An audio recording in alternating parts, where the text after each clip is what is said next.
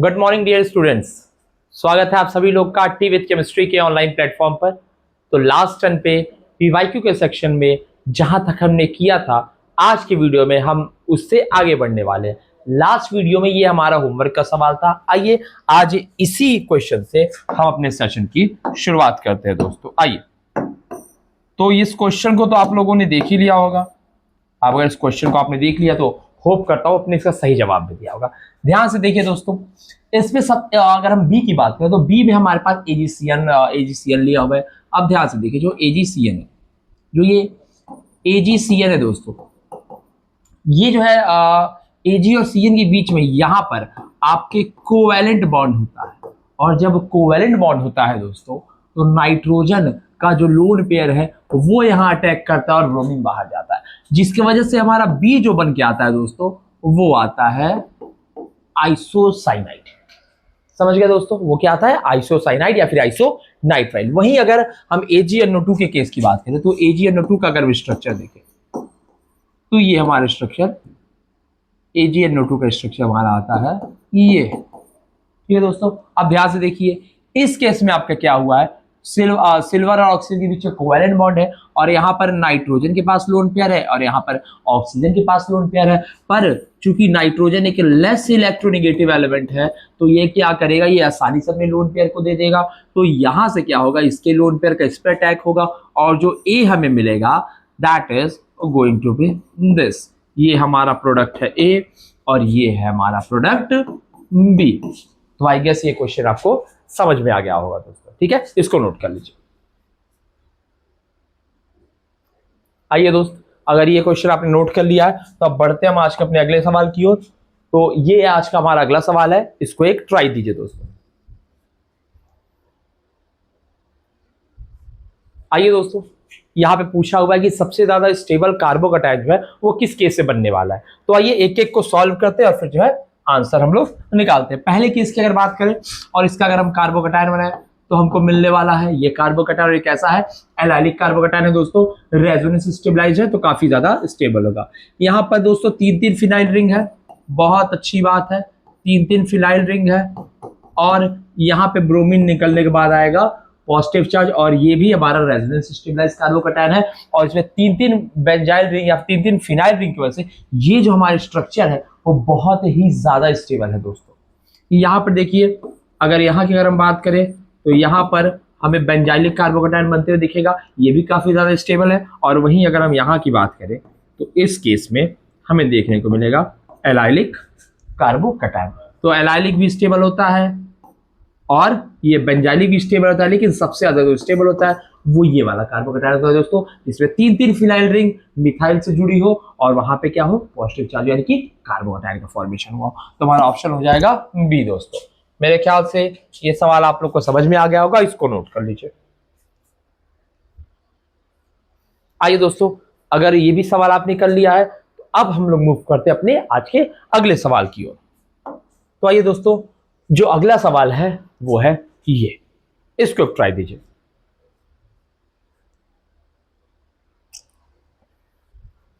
Okay friends, तो मुझे लगता है अब तक आपने सवाल को कर लिया होगा। तो आइए चलिए इस सवाल को जल्दी से करने की कोशिश करते हैं। तो पहले स्टेप में आपको क्या दिख रहा है, आपको दिख रहा है SO3 और H2SO4, या फिर इसको आप कह सकते हैं कि हमें दिख रहा है कोलियम। ठीक है दोस्तों, अगर आप कोलियम दिख रहा है तो पहले स्टेप पे आपको क्या कराना है, ए पता है, यहाँ पर आपका होने वाला है सल्फोनेशन। क्या होने वाला है दोस्तों?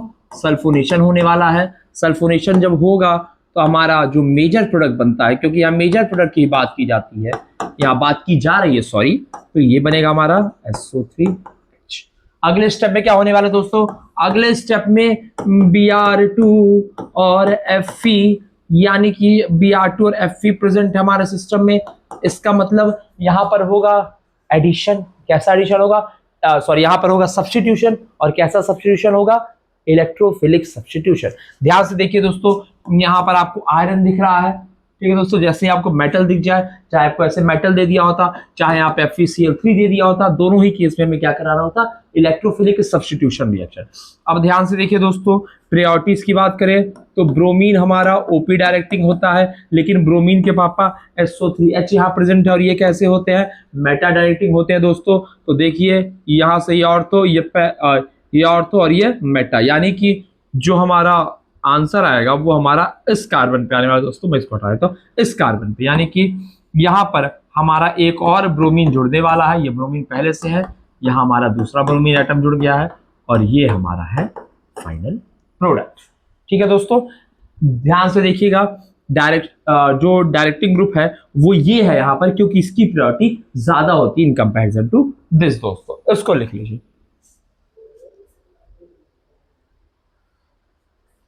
ओके दोस्तों, तो इस सवाल को भी आपने लिख लिया होगा। तो आइए बढ़ते हैं अपने अगले सवाल की ओर दोस्तों। तो ये है आज का हमारा अगला सवाल। काफी अच्छा सवाल है दोस्तों, ये सारे के सारे आपके जेईई मेंस के पीवाईक्यू है। मैंने ऑप्शन हटा दिए हैं ताकि आप सोच सके और इसको आप अच्छे से सॉल्व कर सके। आइए दोस्तों, तो दिख रहा होगा ये सवाल आपको। इस सवाल में है क्या, यहां पर लिखा हुआ है ट्रीटेड विथ HBr जो कि है 1 इक्विवेलेंट है, यानी सिस्टम में सिर्फ एक इक्विवेलेंट ही HBr प्रेजेंट है। ऐसे केसेस में कैसे सॉल्व होगा दोस्तों, ध्यान से देखिए। हम इस स्ट्रक्चर को अगर दोबारा से बनाए दोस्तों तो हमें क्या मिलने वाला है, हमारा जो स्ट्रक्चर बन के आने वाला है वो ये होने वाला है दोस्तों। ठीक है दोस्तों, यहां पर डबल बॉन्ड, यहां डबल बॉन्ड और यहां डबल बॉन्ड। आइए अब इस स्ट्रक्चर से हम लोग क्या करते हैं, इस स्ट्रक्चर से मैं एक एक करके डबल बॉन्ड हटाता हूं। मैंने ये डबल बॉन्ड हटाया, तो या तो यहां कार्बोकैटायन बन सकता है, देखिए दोस्तों बैक कीजिए, या तो यहां कार्बोकैटायन बन सकता है या तो यहां कार्बोकैटायन बन सकता है। दोनों इक्विवेलेंट ही कार्बोकैटायन होगा, क्योंकि अगर हम मार्कोनी ऑफ रूल लगाते हैं, मार्कोनी ऑफ एडिशन रूल लगाते हैं, तो दोनों ही जगह कार्बोकैटायन बनेगा, तो दोनों ही जगह सेम डिग्री का ही कार्बोकैटायन बनेगा। अगर बनेगा, मेरे कहने के मतलब दोनों जगह बनेगा तो एक ही जगह, लेकिन नंबर ऑफ हाइड्रोजन दोनों पे सेम है, तो कहीं भी बना दीजिए, कोई फर्क नहीं पड़ने वाला, क्योंकि हमें कॉन्जुगेशन भी कहीं देखने को नहीं मिल रहा है। ठीक है दोस्तों, तो कहीं बनाएंगे 2 डिग्री ही बनेगा। इसको अगर इसको हम हटाए, इस वाले अगर हम बॉन्ड को अगर हम हटाए, पूरा सेलेक्ट हो जाएगा। ओके ठीक है, तो इस बॉन्ड को अगर मैं हटाता हूं, इस बॉन्ड के हटाते ही हमें एक कार्बोकैटायन यहां जनरेट होता दिखेगा और एक यहां दिखेगा, लेकिन मार्कोनिकॉफ के हिसाब से हाइड्रोजन यहां जुड़ेगा, इसका मतलब कार्बोकैटायन यहां बनेगा दोस्तों। इसका मतलब कार्बोकैटायन जो है वो यहां बनेगा दोस्तों। ध्यान से देखिए, ये एक 3 डिग्री कार्बोकैटायन बना है। वहीं अगर आप यहां पर कार्बोकैटायन कहीं भी बनाते हो आप, तो बॉन्ड हटाया, यहां बन सकता है या यहां बन सकता है, और दोनों ही हमारे 2 डिग्री कार्बोकैटायन। तो कौन सा सबसे फेवरेबल साइट है, ये है ना सबसे फेवरेबल साइड, क्योंकि यहाँ पर 3 डिग्री कार्बोकैटायन बन रहा है, यानी कि मोर स्टेबल इंटरमीडिएट बन रहा है। तो यहाँ पर जो HBr में जैसे H जब अटैक करेगा डबल बॉन्ड पे, या डबल बॉन्ड जब अटैक करेगा H पे, टू बी मोर प्रिसाइज, तो कार्बोकैटायन का जनरेशन होगा यहाँ पर, जिसके बाद जो ब्रोमीन आयन हमारा सॉल्यूशन में, ब्रोमाइड आयन हमारा सॉल्यूशन में है, वो यहाँ पर अटैक करेगा, और जो हमारा फाइनल प्रोडक्ट होने वाला है दोस्तों, जो हमारा फाइनल प्रोडक्ट होने वाला है दोस्तों, जो हमारा फाइनल प्रोडक्ट होने वाला है दोस्तों, वो होने वाला है ये होने वाला है हमारा फाइनल प्रोडक्ट। तो आई होप आपको ये सवाल भी काफी अच्छे से समझ में आ गया होगा दोस्तों, इसको भी नोट कर लीजिए। आइए दोस्तों, ये सवाल हो गया। चलिए अब आगे बढ़ते अपने आज के आखिरी सवाल की ओर। ये हमारे आज के सेशन का आखिरी सवाल है, और ये भी देखिए 2025 का ही एक पीवाईक्यू है। तो आइए इसको एक ट्राई दीजिए।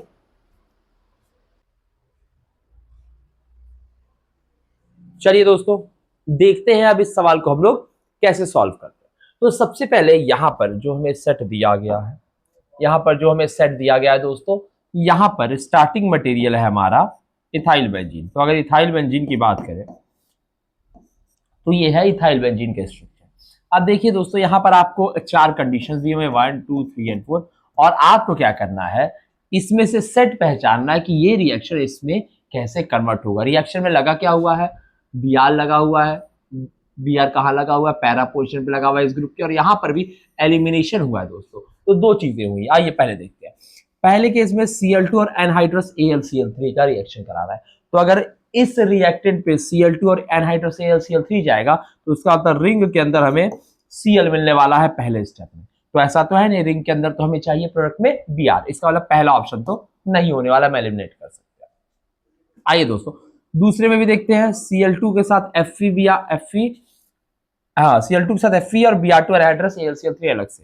तो Cl2 के साथ Fe है, यानी कि पहले स्टेप में अगर हम दूसरे रिएक्शन से चलते तो Cl2 वापस से यहाँ पर हमें Cl मिलने वाला था दोस्तों, तो दूसरा रिएक्शन भी नहीं हो सकता है दोस्तों। अब बात करते हैं अपने तीसरे रिएक्शन की, तीसरे कंडीशन की, इसमें रिएक्शन हो रहा है। तो तीसरे कंडीशन में क्या दिया गया है, ब्रोमीन के साथ आयरन यूज किया है, यानी एक लेविस एसिड यहाँ पर है और उसके साथ ब्रोमीन है, यानी यहाँ पर ब्रोमिनेशन होने वाला है। और ब्रोमिनेशन कहाँ होता है, ऑर्थो और पैरा पोजिशन पे, क्योंकि जो इथाइल ग्रुप है ये ऑर्थो पैरा डायरेक्टिंग है, तो हमें पैरा ब्रोमो सब्स्टिट्यूएंट मिलने वाला है, यानी ये हमें मेजर प्रोडक्ट मिलने वाला अगर हम Br2 और Fe यूज करें।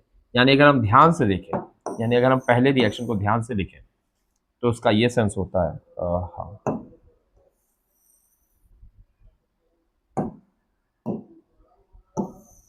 ये रहा इथाइल बेंजीन, इसको अगर हम ट्रीट करेंगे Br2 और Fe के साथ तो हमें ये मिलने वाला है दोस्तों। अगले स्टेप में क्या किया है, इसने क्लोरीन के साथ हीट किया है इस सबस्ट्रेट को। तो अगर हम क्लोरीन के साथ इसको हीट करते हैं तो देखिए ध्यान से, जब Cl2 और हीट प्रेजेंट है तो यहाँ पर आपका होने वाला है फ्री रेडिकल मैकेनिज्म, और जब भी फ्री रेडिकल मैकेनिज्म फॉलो होता है या फिर डायरेक्ट हैलोजिनेशन होता है in the presence of heat या फिर H, तो ऐसे केसेस है बच्चों यहाँ पर, यानी कि साइड चेन में क्या होता है, क्लोरीनेशन या फिर हेलोजिनेशन होता है। यहाँ पर क्लोरीन है तो क्लोरीनेशन होगा, अगर कोई और हेलोजन होता तो हम इसे हेलोजिनेशन बोल रहे होते। तो यानी कि अगले स्टेप में जो हमारा प्रोडक्ट बनने वाला है दोस्तों वो बनेगा ये दोस्तों।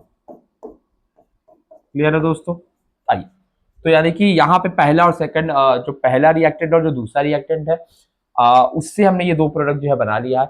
अब चलते हैं अपने आखिरी रिएजेंट के ऊपर। आखिरी रिएजेंट हमारा क्या है, आखिरी रिएजेंट हमारा अल्कोहलिक KOH। तो आप सबको पता है KOH जो होता है ये अल्कोहलिक कंडीशन में एक बहुत ही अच्छे बेस का काम करेगा। तो बेस का काम क्या होता है दोस्तों, प्रोटॉन निकालना। तो यहाँ पर एक प्रोटॉन है, ये प्रोटॉन जैसे यहाँ से निकलेगा ये बॉन्ड यहाँ आएगा और क्लोरीन यहाँ से बाहर चला जाएगा, जिसके बाद हमें लास्ट स्टेप पे जो प्रोडक्ट मिलेगा वो होने वाला है आपका ये, और जो कि हमारा डिसाइड आंसर भी है। तो इस क्वेश्चन का जो आंसर होगा दोस्त वो होगा ये सी ऑप्शन। तो आई होप ये सवाल आपको समझ में आ गया होगा, फटाक से इसे आप नोट कर लें। चलिए दोस्त, तो अगला क्वेश्चन ये रहा, जल्दी से इसे एक ट्राई दे। ओके दोस्त, तो ये सवाल है करेक्ट स्टेटमेंट रिगार्डिंग NSR के लिए। ओके, न्यूक्लियोफिलिक सब्स्टिट्यूशन रिएक्शन है, कायरल एल्काइल हैलाइड है। ठीक है दोस्त, कायरल एल्काइल हैलाइड है, तो ध्यान रखना किससे जा रहा है, कायरल एल्काइल हैलाइड अगर है तो let's say this be the chiral alkyl halide, let's say this be the chiral alkyl halide.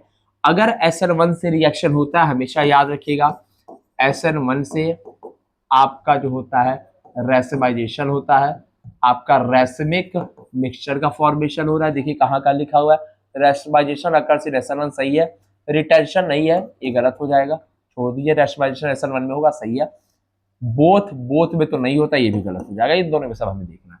SN2 में क्या होता है दोस्तों, SN2 में ट्रांजिशन स्टेट का फॉर्मेशन होता है, और जब भी ट्रांजिशन स्टेट का फॉर्मेशन होगा दोस्तों तो क्या होगा, बैक साइड अटैक होता है। तो क्या होता है दोस्तों, बैक साइड अटैक होता है। जब बैक साइड अटैक होगा तो इन्वर्जन होता है दोस्तों कॉन्फ़िगरेशन में, यानी कि SN1 में तो रेसिमिक मिक्सचर बनता है, लेकिन जब SN2 रिएक्शन होता है तो वहां पर क्या होता है, वहां पे होता है दोस्तों इन्वर्जन, वहां पे होता है वॉल्डेन इन्वर्जन। तो यानी कि हमारा जो ऑप्शन हो जाएगा वो हो जाएगा रेसिमाइजेशन इन SN1, बिल्कुल सही है, इन्वर्जन इन SN2 बिल्कुल सही। यहाँ पर रिटेंशन लिखा हुआ दोस्तों, तो रिटेंशन SN2 में नहीं होता है। अगर रिटेंशन की बात होती है तो रिटेंशन हमारा SNI में होता है दोस्तों। ठीक है, नोट कर लीजिए इसको।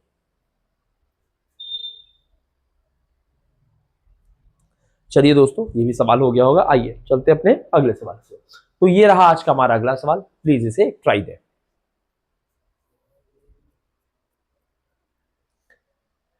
चलिए दोस्तों, ये तो बहुत ही ऑब्वियस सा सवाल था, बहुत ही डायरेक्ट सवाल था। आइए इसको सॉल्व करते हैं। यहाँ पर क्या लिखा हुआ है दोस्त, यहाँ पर लिखा हुआ है कि एल्काइल हैलाइड को कन्वर्ट कर रहे हैं एल्काइल आइसोसाइनाइड में। जनरल रिएक्शन में लिखता हूँ, आइसोसाइनाइड में कन्वर्ट कर रहे हैं, किससे होगा, NaCN है, बिल्कुल नहीं होगा दोस्तों। हमें ढूंढना है कोवैलेंट बॉन्ड। तो कोवैलेंट बॉन्ड कहाँ मिल रहा है दोस्त, कोवैलेंट बॉन्ड हमें मिल रहा है यहाँ पर AgCN के केस में, यानी ऑप्शन क्या हो जाएगा, डी। और खैर ये तो हमारे क्लासरूम प्रोग्राम में सीधा ही पढ़ाया गया है कि जब भी आपको AgCN दिखेगा तो आपको आइसोसाइनाइड बनाना है, जब आपको NaCN या KCN दिख जाएगा तो आपको साइनाइड बनाना है दोस्तों, क्योंकि यहाँ पर आयनिक बॉन्ड प्रेजेंट है और यहाँ पे कौन सा बॉन्ड प्रेजेंट है, कोवैलेंट बॉन्ड प्रेजेंट है। तो इसका ऑप्शन हो जाएगा दोस्तों ये डी, इसका ऑप्शन हो जाएगा डी। इसको देख लीजिए। ये तो फिर अपने आज के अगले सवाल की ओर चलते हैं। तो हमारा अगला सवाल ये रहा स्क्रीन के ऊपर, ये भी एक अच्छा सा सवाल है, इसको एक ट्राई दें। चलिए दोस्तों, होप करता हुए सवाल आपका हो गया होगा। आइए तो इसे सॉल्व करते हैं। ध्यान से देखिए दोस्त, यहाँ पर हमें क्या मिला है, यहाँ पर हमारे पास एल्किल हैलाइड है जिसको हम बेस से ट्रीट कर रहे हैं इन प्रेजेंस ऑफ इथेनॉल, और एक बार इसको पानी की प्रेजेंस में, यानी पहले हम लोग इसको दे रहे हैं इथेनॉलिक या फिर कहें एल्कोहलिक KOH, और दूसरे केस में हम इसको दे रहे हैं एक्वस KOH। ठीक है दोस्त, जब एल्कोहलिक KOH रहेगा तो यहाँ पर क्या बनेगा प्रोडक्ट हमारा दोस्त, यहाँ पर हमारा प्रोडक्ट बनेगा एलिमिनेशन से, तो हमारा मेजर प्रोडक्ट होगा वो होगा ये दोस्त, मेजर प्रोडक्ट होगा हमारा ये दोस्त। वहीं जब एक्वस KOH है तो यहाँ पर होगा दोस्तों सब्स्टिट्यूशन, तो हमारा बनेगा ये प्रोडक्ट। अब पूछा क्या है, number of hydrogen atom in product A and B, यानी A और B में कितने हाइड्रोजन एटम है। तो ध्यान से देखिए दोस्तों, 2 2 4 हाइड्रोजन एटम यहाँ है, 5 6 7 8 9 10, यानी इसका जो आंसर हो जाएगा दोस्त that is going to be 10। आसान सवाल था, नोट कर लीजिए इसको दोस्तों।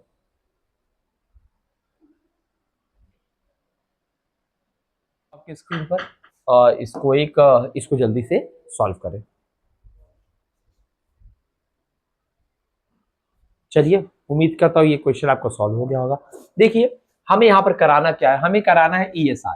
जब भी इलेक्ट्रोफिलिक सब्स्टिट्यूशन रिएक्शन कराना हो तो हमें क्या करना होगा, इलेक्ट्रोफिलिक सब्स्टिट्यूशन मतलब एक इलेक्ट्रोफाइल है जो अटैक कर रहा है हमारे सिस्टम पे। अगर इलेक्ट्रोफाइल हमारे सिस्टम पे अटैक कर रहा है तो सिस्टम के पास इलेक्ट्रॉन डेंसिटी होनी चाहिए ना, तभी ना वो इलेक्ट्रॉन को डोनेट करेगा वो डेंसिटी। आइए इसी मेथड को बस अगर दिमाग में रखें तो यहाँ पर है NO2 ग्रुप। NO2 कैसा दोस्तों, -M है और साथ ही में -I भी है दोस्तों। Cl की बात करें तो Cl हमारा -I है दोस्तों पर +M है। वहीं पर अगर हम CH3 की बात करें तो ये हमारा +I है और यहाँ पर तो कोई ग्रुप ही नहीं लगा हुआ है दोस्त। तो ध्यान से देखो, -I हमेशा जो है इस अटैक को फेवर करेगा, इसका मतलब B तो हमारा सबसे आगे होने वाला है दोस्त, और -M -I है तो सबसे पीछे होने वाला है दोस्त। ठीक है दोस्त, ये तो हम बेसिक से पढ़ ही चुके हैं। इसके बाद आते हैं C और A में। तो A हमारा बिल्कुल भी कोई इफेक्ट नहीं डाल रहा है, तो A यहाँ पर आ जाएगा। क्योंकि B में एक -I लगा है तो B क्या होगा, इसके रिस्पेक्ट में जो है कम मतलब इलेक्ट्रोफिलिक सब्स्टिट्यूशन रिएक्शन उतना फास्ट नहीं जाएगा benzene chlorobenzene in respect to benzene. इसका मतलब तीसरे पे आएगा हमारा क्लोरोबेंजीन। तो हमारा जो ऑप्शन होगा वो ये होगा, आंसर जो हमारा होगा वो ये होगा। ध्यान से देख लीजिएगा, -I है सबसे पीछे चला गया, +I है सबसे आगे आ गया। A पे हमारे कोई इफेक्ट नहीं लग रहा है तो इसीलिए वो इससे पीछे है, और C पे हमारा -I इफेक्ट लग रहा है जिसकी वजह से वो इससे जो है डीएक्टिवेटिंग हो गया है। तो ये सवाल मेरे ख्याल से आपको क्लियर हो गया होगा दोस्त, इसको नोट कर लीजिए। आइए, अगर ये सवाल सारे हो गए तो बढ़ते आज अपने अगले सवाल की ओर। तो ये रहा सवाल आपके स्क्रीन पर, इसको सॉल्व कीजिए दोस्तों।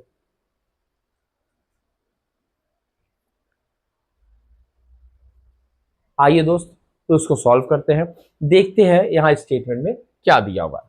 तो पहले स्टेप में बोला है haloalkane react with KCl to form alkyl cyanide, बिल्कुल सही बात है, as a main product, while with AgCN form isocyanide as the main product, बिल्कुल सही बात है दोस्त।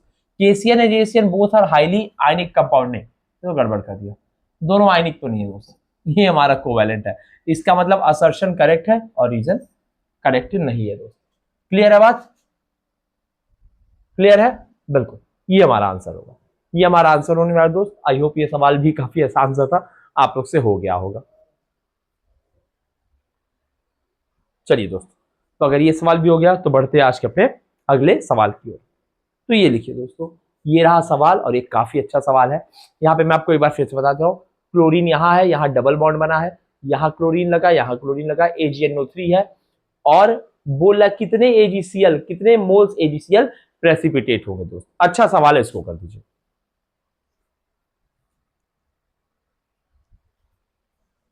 चलिए, तो अगर मैं इसके स्ट्रक्चर को बनाऊं दोस्त, तो जो हमारे स्ट्रक्चर इसका इसका यहाँ पे स्ट्रक्चर दिया हुआ है, ये देखिए दोस्त, ये स्ट्रक्चर कुछ इस तरीके का है। तो वापस से मैं रीड्रॉ कर दे रहा हूँ, क्योंकि हो सकता है ये ऊपर वाली जो इमेज है ये आपको थोड़ी सी क्लियर ना हो रही हो, ठीक है। तो मैं इसको रीड्रॉ कर दे रहा हूँ, ठीक है। ठीक, यहाँ पे मैं क्या देखना है, ए बन रहा है मेजर, मेजर से कोई मतलब नहीं है, हमें तो एक्स के बारे में पता करना है। एक्स के बारे में हमें पता करना है कि कितने जो हमारे मोल्स है AgCl वो प्रेसिपिटेट हो रहे हैं। एक बार अब इसको ट्राई कर दीजिए दोस्तों। आइए, अब अगर आप ध्यान से देखेंगे, AgNO3 से AgCl हमें प्रेसिपिटेट कराना है, तो हमें यहां पर बनाना पड़ेगा स्टेबल कार्बोकटायन।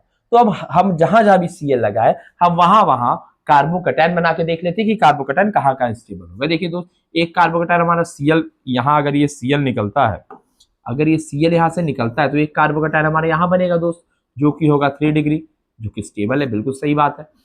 एक कार्बोकटायन हमारा यहाँ बनेगा जब ये Cl निकलता है, ये जो कार्बोकटायन होगा ये आपका बेंजाइलिक होगा, या फिर कैसा कार्बोकटायन होगा आपका, बेंजाइलिक होगा दोस्तों। लेकिन अगर कार्बोकटायन यहाँ से निकल, ये सॉरी, अगर क्लोरीन, ये क्लोराइड आयन यहाँ से निकलता है, तो जो कार्बोकटायन यहाँ बनेगा, ये तो आपका दोस्तों होने वाला है बेंजाइलिक, सॉरी बेंजाइलिक बोला मैं, ये आपका होने वाला है फिनाइलिक। और जो फिनाइलिक कार्बोकटायन होते हैं ये अनस्टेबल होते हैं दोस्त, तो ये रिएक्शन तो कभी नहीं होने वाला है। दूसरा, अगर ये Cl यहाँ से निकलता है, तो यहाँ पर हमारे डबल बॉन्ड पे पॉजिटिव चार्ज आने वाला है, और ये भी हमारा अनफेवरेबल, यानी कि इसको तो हम कहते हैं विनाइलिक, विनाइलिक, ये हमारा हो जाएगा विनाइलिक कार्बोकटायन, और ये भी बहुत ज्यादा अनस्टेबल होता है दोस्त। तो इसका मतलब ये दो कार्बोकटायन तो यहाँ पे अनस्टेबल बन रहा है, तो कभी भी अनस्टेबल कार्बोकटायन से तो ये रिएक्शन प्रोसीड करेगी नहीं। इसका मतलब यही दोनों जो हमारे Cl है वो हमें वहां पे प्रेसिपिटेट होते दिखाई देंगे, यानी x की जो वैल्यू है that is going to be 2, यानी 2 मोल यहाँ पर AgCl बनने वाला है दोस्त। क्लियर होगी मेरी बात? ठीक है, नोट कर लीजिए इसको। ठीक है दोस्त, नोट कर लिया। आइए बढ़ते हैं आज के सेशन के अपने फाइनल क्वेश्चन के ऊपर। चलिए दोस्त, तो सॉरी, फाइनल क्वेश्चन क्या हो गया, अच्छा ओके ओके ओके, तो हमारे फाइनल क्वेश्चन हो गए दोस्त। तो आई होप करता हूँ ये सेशन आपने काफी एंजॉय किया होगा। अभी मैं आपके लिए एक और 2 से 3 और सेशन लेके आऊंगा PYQs के, ठीक है, ताकि आपकी जो प्रिपरेशन है वो काफी बेटर हो, काफी अच्छे से एस करे। तब तक के लिए थैंक यू सो मच।